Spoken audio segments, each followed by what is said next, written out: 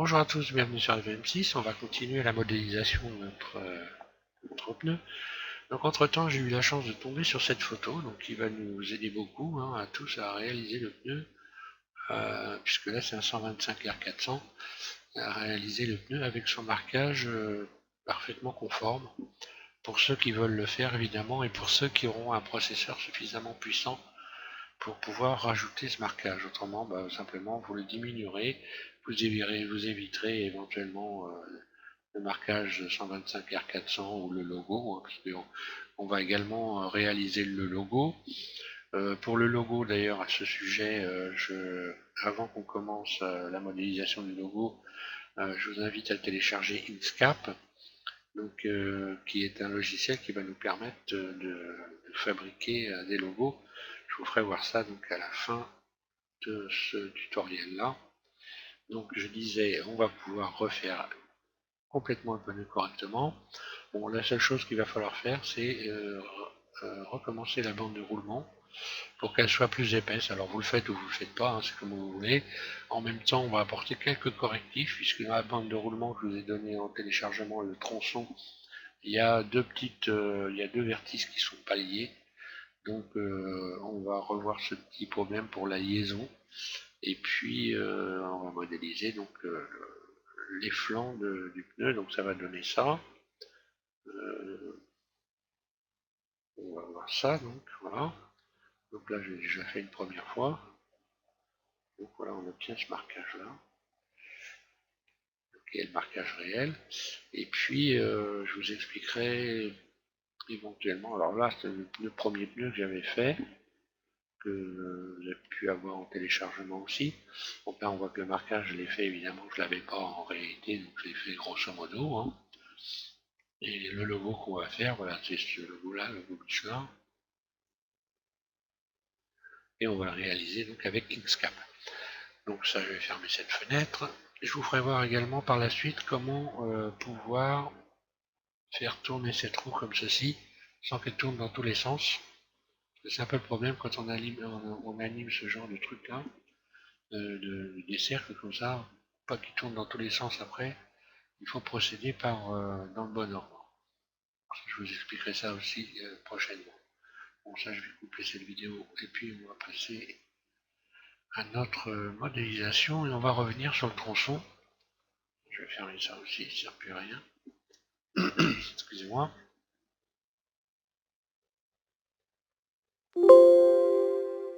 Voilà.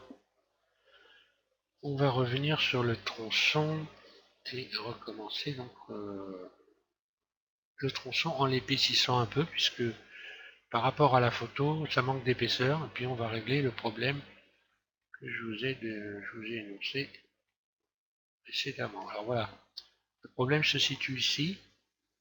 Là, j'ai deux vertices. Vous devez avoir sur votre tronçon deux vertices qui ne sont pas liés.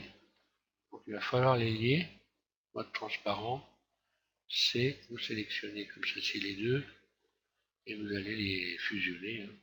Pas aller chercher à fusionner au centre. Aïe. Évidemment, il ne faut pas que je sélectionne celui-là.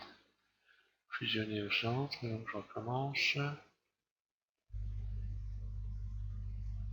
Et là aussi, fusionner au centre.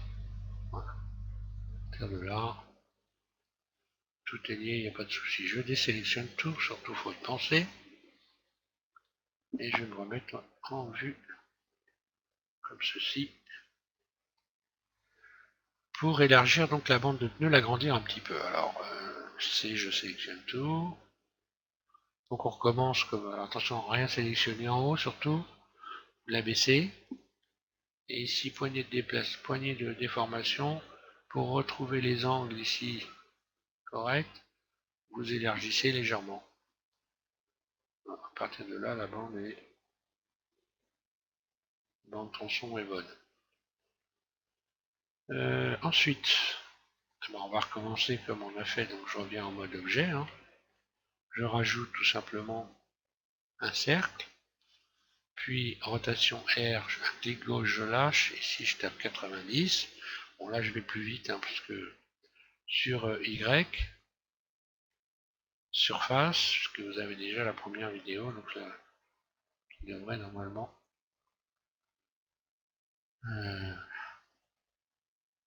sur laquelle vous devriez avoir travaillé évidemment. Donc tableau, ici je vais taper 50 portions. Voilà, donc normalement ici elles devraient être normalement bien liées. Je tape 3 cm, 3 cm, 3 cm, fusionner surtout, pas oublier de sélectionner fusionner, hein. Puis je rajoute un nouveau modificateur courbe, courbe sur Y-, et donc je vais sélectionner ici l'empty que je n'ai pas encore rajouté, je vais rajouter maintenant un empty plein axe, je vais le surfacer, voilà, pour que ça dépasse, largement même. Ensuite je resélectionne ça, et je vais l'appliquer donc sur l'empty.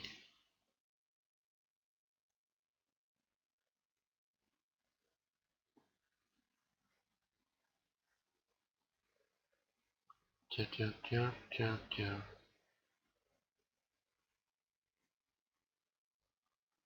Non, ne s'affiche pas l'empty. C'est pas grave. Je recommence, oui, il n'a pas dû le prendre en compte, tout simplement il n'y était pas, donc voilà. Donc c'est pas grave, je remets courbe, je recommence.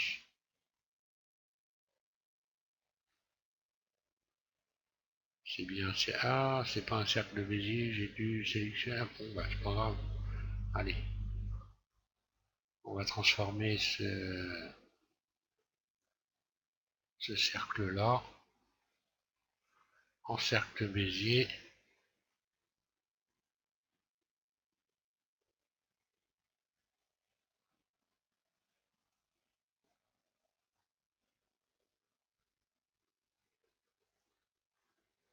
Encore un truc qui m'était pas arrivé encore. Alors, courbe.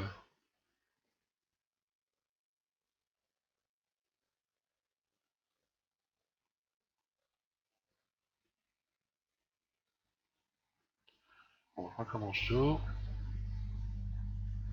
C'est pas ce que j'ai fait, je verrai dans la vidéo par la suite. Non, je vais recommencer ça. Donc rotation 90.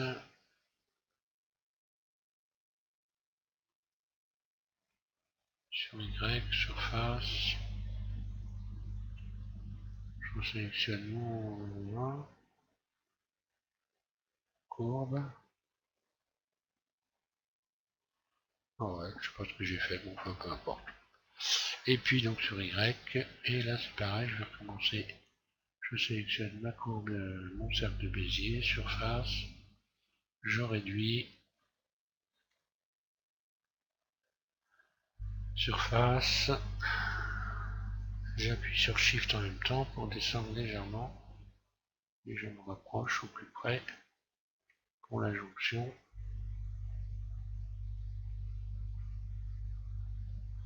Et là vous allez voir que,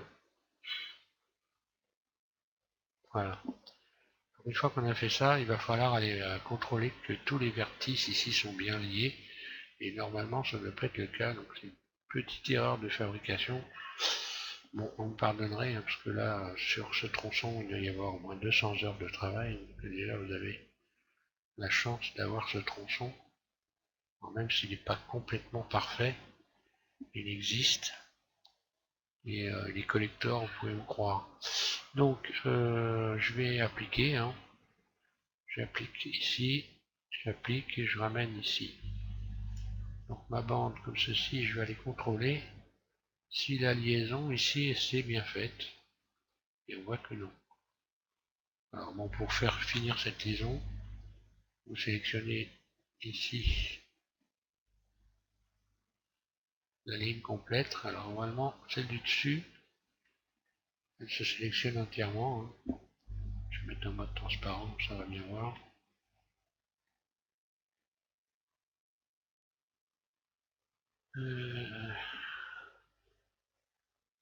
Vertice.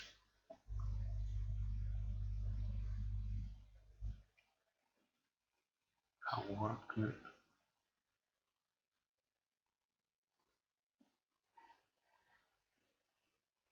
Elle est bien sélectionnée.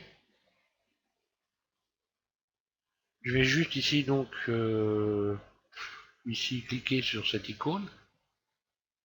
Voilà. Poignée de déplacement. Vous voyez un léger trou comme ça là. Poignée de déplacement, donc et je vais utiliser la poignée bleue ici.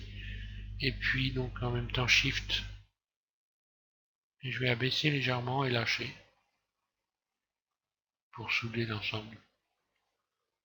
Puis après je vais contrôler si c'est bien soudé, là apparemment non. Je recommence. Si je me mets en mode vertige, je verrai plus clair.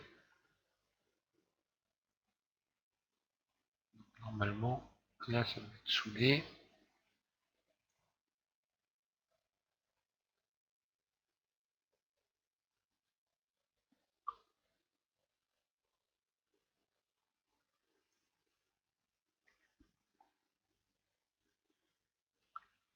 Là c'est soudé.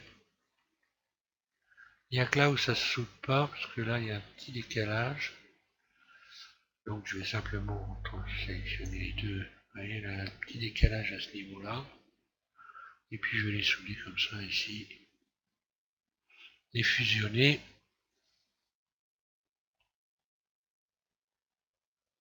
Fusionner au centre, voilà. Maintenant, normalement, si je sélectionne la ligne complète, elle doit... donc j'ai quand même contrôlé hein, que tous les vertices sont bien liés. Bon, outre mesure, c'est pas d'une importance fondamentale, hein, c'est juste pour se dire qu'on a fait les choses correctement, hein, ce qui est quand même important. Là, c'est bien lié, là aussi.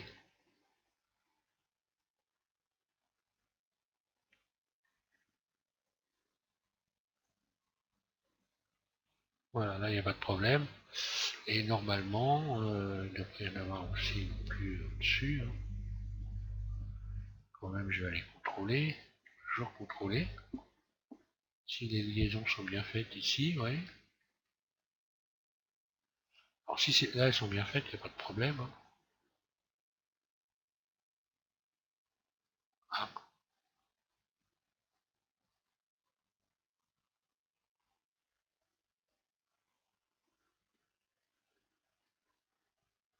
non, elles sont bien faites, il n'y a pas de souci.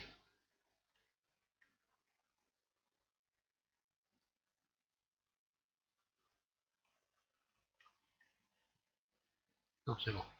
Oui, si c'est pas le cas, si vous avez des liaisons, déjà quand vous allez faire tourner, vous mettre pour voir si vos liaisons sont bien faites, quand vous allez donc vous mettre ici en mode objet puis en mode texture, donc, je vais aller rechercher la texture tout de suite, comme ça ce sera fait. Sans ombrage, nouvelle, ouvrir, chou, mode normal, voilà. Et là, quand vous allez tourner votre bande comme ceci, vous allez voir des traits bleus en travers si c'est pas lié. Voilà, si elle est bien liée, vous n'avez rien en travers. Donc maintenant, je vais pouvoir supprimer mon ici X, mon cercle de Bézier, et j'ai donc ma bande de roulement qui est totalement parfaite cette fois-ci, sans aucun problème, avec une bonne épaisseur. Donc voilà, je vais me remettre en vue comme ceci. Aller contrôler évidemment ici en barycentre si tout tourne bien. Hein. Ça, c'est la première des choses à faire. Donc là, on voit que j'ai pas de ballot, hein, donc tout est bien. Ensuite, donc, on va aller chercher notre image. Hein. Alors, N, et on va commencer on va faire nos flancs. Nos flancs de pneus. Alors, on va chercher l'image. Donc, moi, je l'ai mise sur le bureau. Ici, voilà. Maintenant, il va falloir positionner l'image pour qu'elle corresponde. Donc là, je vais déjà lui mettre l'éclairage à fond, hein. L'opacité ici, je règle. Et ensuite, X, normalement, il n'y a pas besoin d'y toucher. Il doit y avoir besoin de toucher uniquement Y.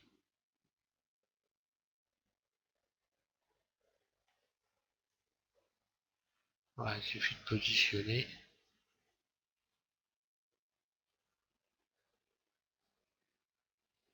Donc vous faites en sorte, alors là je suis à combien? Là je l'ai fait dépasser un peu, donc je vais être obligé de toucher un peu X. Donc là pour le repère, ici je suis à donc 13 000, enfin 13.000 à 13. Et ici, voilà, ici j'ai juste qu'à le cliquer deux fois dessus, ça fait 0,2, 0,200. Normalement vous êtes au carré. Je vais peut-être la remonter un petit peu. Voilà. Et pour la dimension, vous touchez rien parce que la dimension est bonne. Elle correspond parfaitement. Donc là, ça peut surprendre, on peut se dire, tiens, oula, ça va être très épais par rapport à... Non, en réalité, il faut penser que vous avez ici cette partie-là qui est à l'intérieur de la jante. Et donc la jante, en réalité, elle, sur la surface de pneu que vous allez voir, ça n'est uniquement que celle-ci.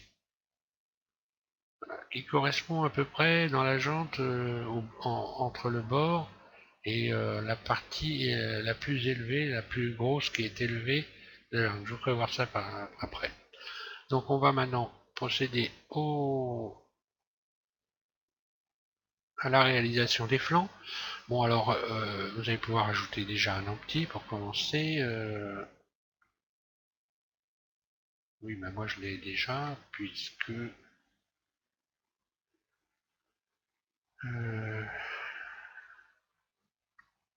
oui j'ai déjà mon empty moi puisque j'ai fait le modèle déjà avant.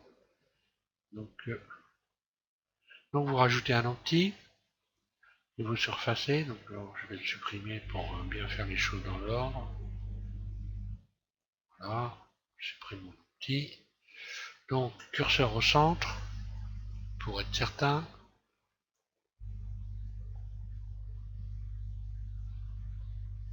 Je me désélectionne. Voilà. Donc curseur au centre, vous rajoutez donc un empty, plein axe, surface, pour le faire dépasser de votre pneu, hein, pour bien le voir. Ensuite, vous allez rajouter, donc je vais me remettre ici, je vais rajouter un cercle. Ouais, je rajoute un cercle. Ce cercle, je fais donc le rotation R, un clic gauche, je lâche. Ici, je tape 90 sur Y. Et surface, je vais déjà l'adapter ici à la surface de l'écran. Donc vous passez légèrement en dessous, alors là bon, mode transparent, hein, comme ça on voit clair, plus ou moins disons. Surface, poignée de frein, enfin shift, voilà, puis je le fais rentrer légèrement à l'intérieur comme ça. Je vais me remettre en vue de profil et je vais déplacer ce cercle sur le bord, comme ceci, en étant le plus proche possible, mais ce n'est pas... non, d'ailleurs, je vais me mettre...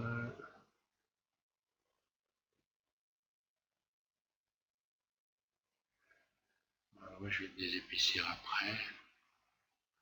Je réfléchis un instant, parce que là, j'ai coupé une corde, c'est pas où.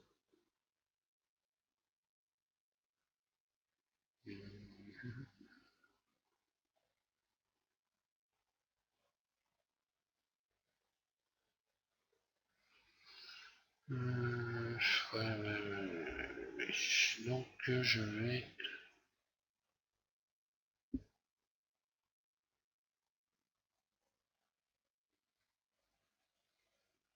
le mettre exactement au bon endroit et à la bonne dimension et y retoucher après.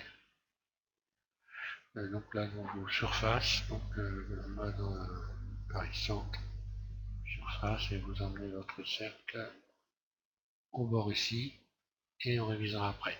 Je vais lui donner tout de suite à ce cercle, je vais tout de suite lui adapter ici la subdivision de surface, parce qu'on va voir que ça va changer là, voilà. Ça change complètement la donne à ce niveau-là, donc là, je vais pouvoir régler la surface exactement.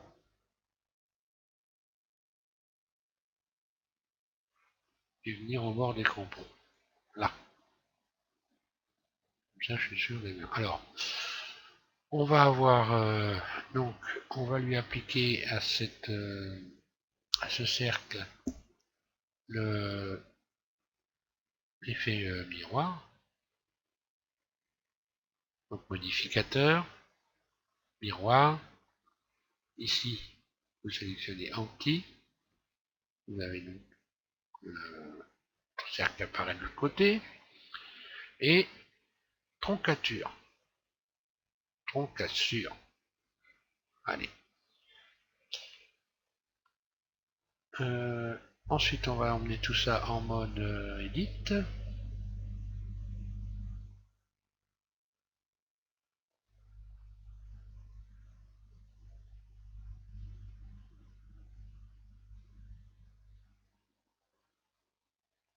Voilà.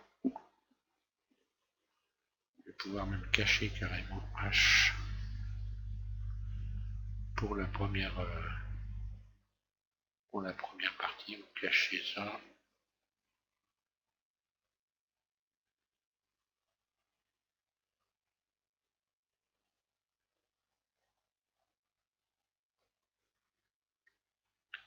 Donc je disais on part en mode Edit. Je vais mettre en mode vertice, de face.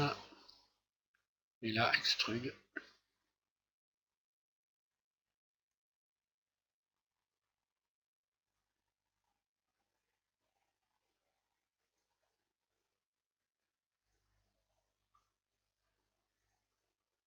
Bien, que se passe-t-il? J'ai sélectionné ça, j'ai sélectionné ça. Je recommence.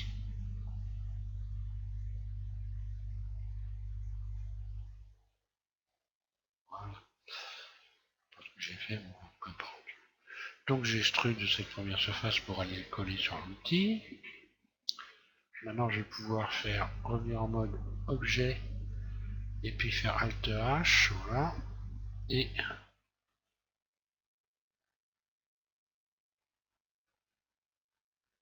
revenir ici en mode Edit. Alors, je sélectionne le bord, ici on va procéder exactement de la même façon qu'on a fait pour la jante, c'est-à-dire qu'on va faire des extensions de surface par rapport au marquage du pneu. Alors, je vais déjà ramener une première fois, extrude surface. Attention d'être bien en mode barycentre, vraiment complètement au bord du pneu ici. Là. Donc là, il faut avoir appliqué, hein, il faut avoir subdivisé deux fois. Alors, première chose, je vais venir là, voilà.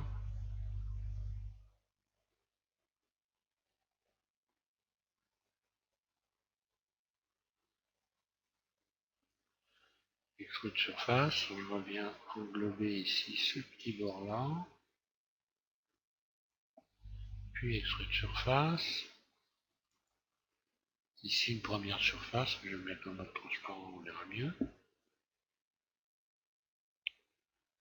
Alors, extrude surface, je viens au bord ici, on voit bien le noir, la ligne noire là, qui est en dessous. Puis, je vais englober la totalité de ce marquage là, extrude surface.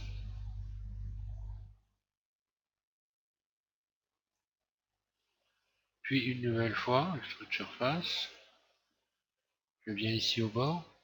On voit la ligne là exacte de ce que ça va donner quand on a stressé. Là j'ai une petite rigole. Donc extrude surface, je vais venir ici au bord. Ensuite je rajouterai ici 2 rayons pour venir creuser cette surface. Puis je repars extrude surface, le marquage. Ce marquage là. Là je me fie pas à la ligne bleue, je me fie ici.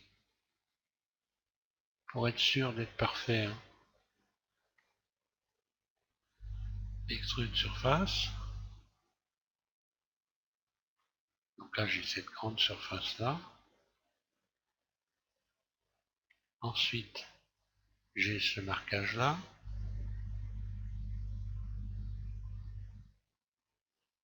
Alors là, je vais l'arrêter là. Ici ensuite j'ai une surface comme ça creusée. Pareil, je la mets du bord. Donc là il faudra que je rajoute 2 rayons ensuite pour creuser ici cette surface. Puis extrude surface. Donc là j'en ai un nouveau creux ici, comme ceci. Puis ici il y a une petite surface qui est un peu plus plane. Extrude surface.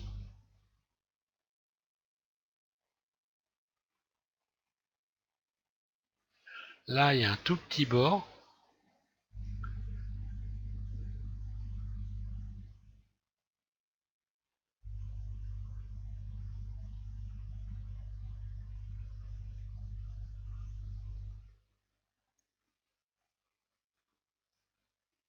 Voilà.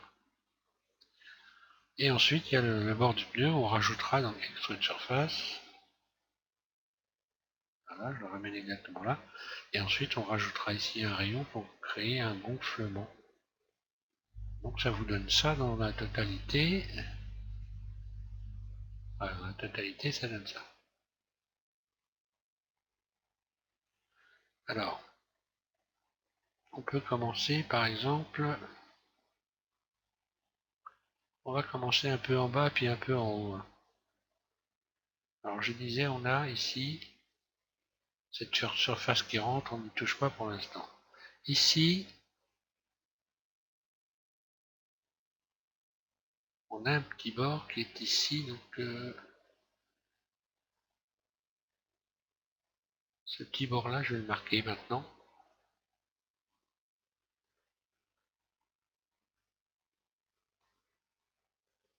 À partir de là, on peut se servir de curseur 3D. Ce petit bord là, je vais le marquer maintenant. Ça c'est fait. Je me remets en vue de face, transparent, Z. Alors c'est ça, ce qui est embêtant un peu, c'est qu'il y a beaucoup de manip, bien sûr. Donc là, il faut y aller doucement, il ne faut pas s'énerver. Voilà, j'ai créé mon petit bord ici. Ensuite, ici, j'ai une surface qui est un peu plus plane. Elle est là. Et ensuite, je repars ici. Donc, je rajoute 2 rayons pour créer cette face ici arrondie à l'intérieur. Je vais sélectionner ça. Je vais le mettre en plus solide. Donc, j'ai rajouté ces 2 rayons là, celui-là et celui-là. Je vais les rentrer vers l'intérieur pour créer cette espèce de, voilà, de creux ici. On recommence. Vue de face, mode transparent, on va regarder comment ça se passe. Donc ici j'ai aussi une surface qui est renfoncée. Donc là je peux désélectionner tout, rajouter un rayon. Et rentrer ce rayon vers l'intérieur. Pour créer cette forme là. Voilà, donc pour le bas, on sera déjà pas mal. Ensuite on va s'attaquer à la partie la plus haute. maintenant, il va falloir donc créer un arrondi, une forme comme ceci en arrondi général. Alors, ce qui se fait relativement bien à vue d'œil. Je vais mettre bien comme si, en se mettant comme ça sur le coin, vous allez voir, on y arrive très bien. Alors, je disais, oui, je vais quand même aller regarder ce qui se passe en vue de face. Il y a un mode transparent pour être sûr. Alors ici, j'ai une petite forme creusée à ce niveau-là. Donc j'ai déjà ces trois vertices-là qui vont ressortir.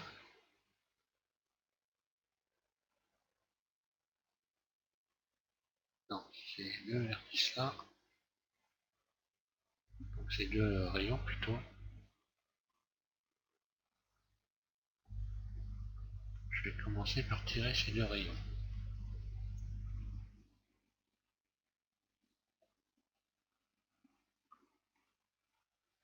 Comme ça.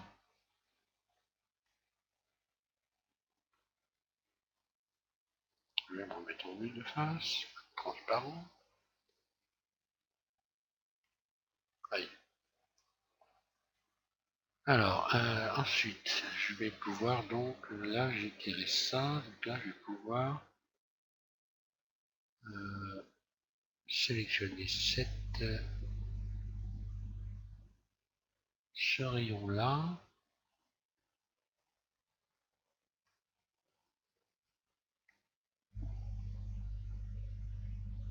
Comme ça. Et je vais réduire celui-là. Surface légèrement. Vraiment, aïe. Donc là, erreur, il faut se remettre en barycentre évidemment. Donc bon, pas grave. On commence.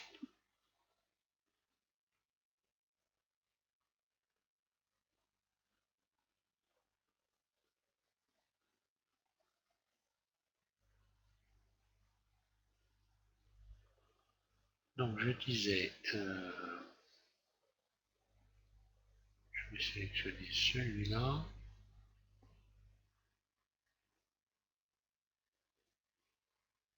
Voilà, je tire dessus. Là, je me remets en barycentre pour réduire légèrement celui-là.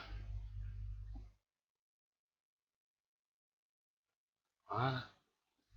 Là, j'ai ce tout petit bord. Après, ça va devenir plus facile. Donc, il n'y a plus qu'à sélectionner. Je vais déstresser maintenant pour voir clair. Donc, vous sélectionnez la suite des rayons comme ça. Et vous n'avez plus qu'à utiliser le mode, le curseur 3D et à créer comme ceci un arrondi général.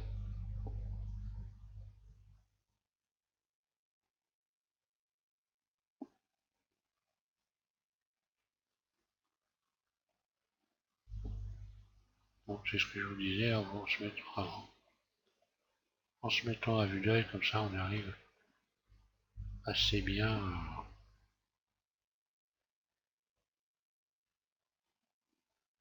à faire ça. Hein.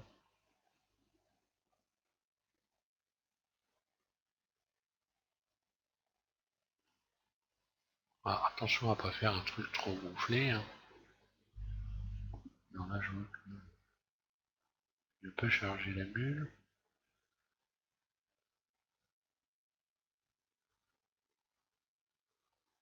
J'utilisais en même temps donc le shift pour... Donc j'ai cette partie-là, et puis ensuite,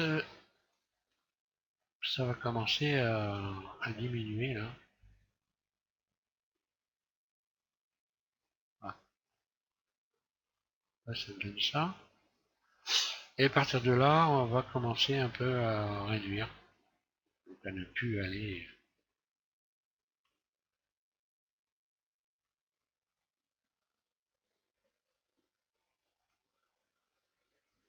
Ah oui, puis là, comme je suis revenu en arrière, en fait, j'ai tout déréglé, bon, c'est pas grave.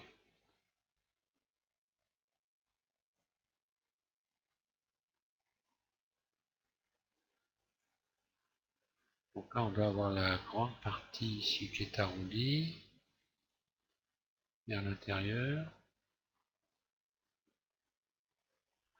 Je vais quand même aller rejeter un œil. Ouais, voilà.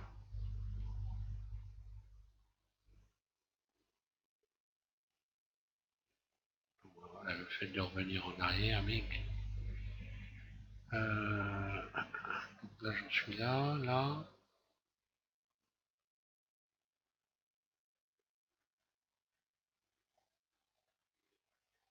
Donc là, c'est bon. Alors, je vais ici maintenant rajouter un rayon ici et creuser cette surface. Là, je peux me stresser l'ensemble. Ensuite, là, je vais rajouter deux rayons. Et pareil,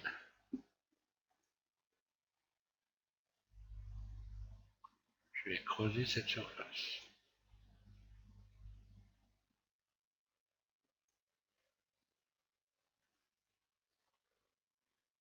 Je les rentre comme ceci vers l'intérieur. J'espère qu'on ne confond pas. Donc là, j'ai bien créé un arrondi ici. Et là, avec ces deux rayons-là, il faut que je crée une forme comme ça en arrondi à l'intérieur. Ce qui donne ceci. Je vais me remettre en vue de face. Mode transparent. Donc là, j'ai bien fait cette chose-là. Là. Maintenant, je vais pouvoir ici m'occuper de de ce petit gonflement qu'il y a ici. Bon, je vais juste rajouter un rayon entre les deux.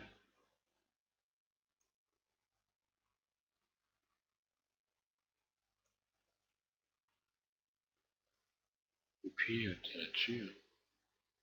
Voilà. Une petite forme comme ça.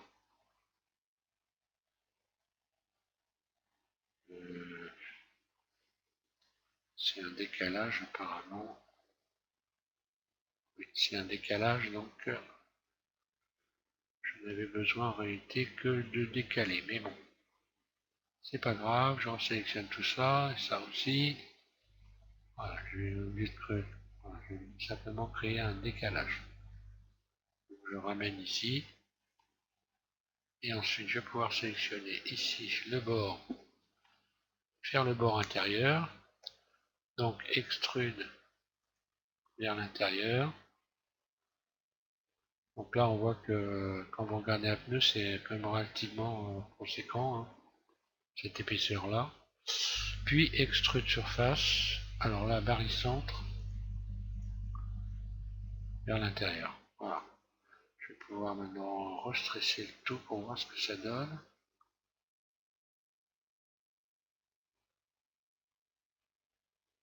Là, c'est pas mal du tout. Bon, maintenant on va pouvoir procéder au marquage. Alors, on va pouvoir procéder au marquage. Mode transparent.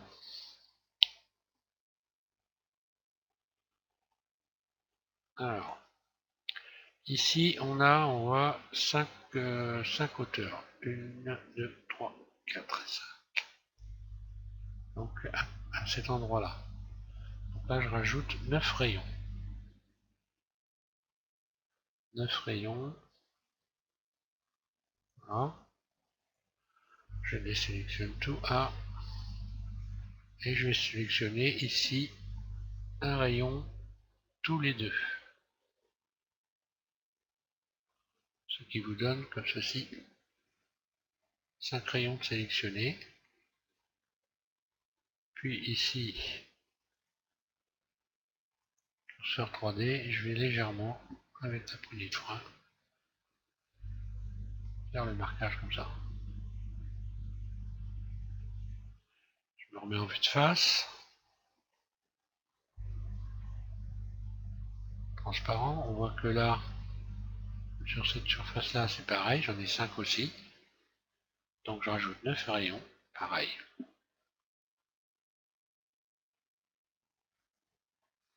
et j'en sélectionne un tous les deux.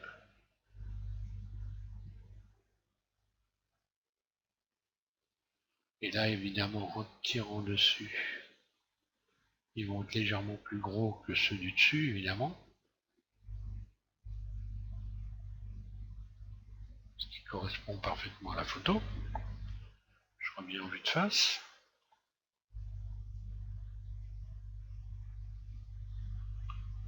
Mode transparent, là j'ai exactement la même chose. Et on recommence, 9 rayons. Et on va en sélectionner un.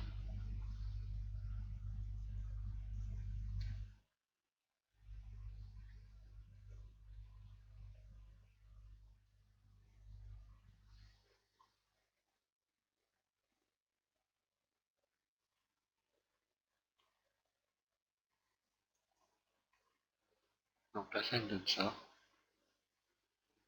Mode transparent.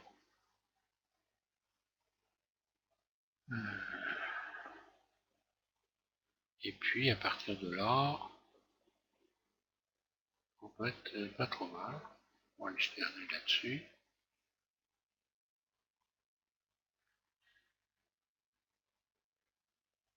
Tout ça m'a l'air très bien. Alors là, on a évidemment une surface qui est un peu plane. On va régler le problème en rajoutant 2 rayons. On va rajouter 2 rayons sur cette grande surface. Puis après, un par un, en vous mettant sur le côté comme ça, vous allez légèrement donner du gonflant. Mais vraiment très légèrement. Au plat.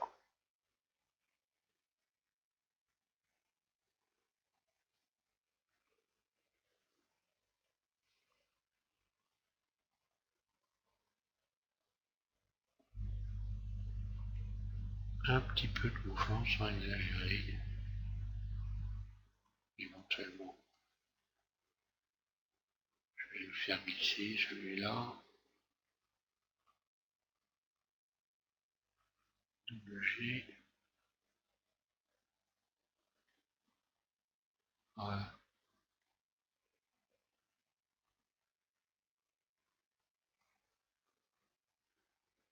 Ah, j'ai fait des miracles. Je reviens en arrière. Ça, c'est pas bon. Simplement, j'étais pas en barycentre. Voilà. Explication.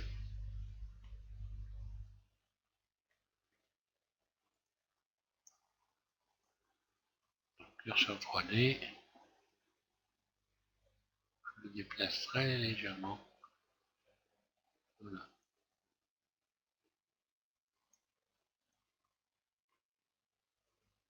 Je me remets en barycentre. Voilà.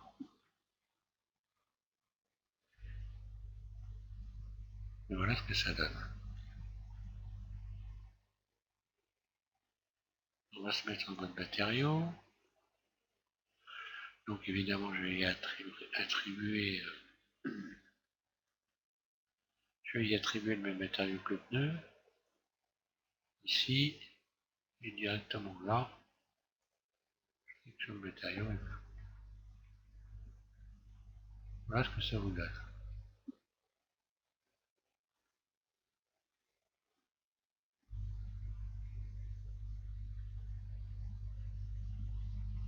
Bon, on va dire que c'est pas mal, hein, ça paraît bien. Voilà, on verra donc dans le prochain tutoriel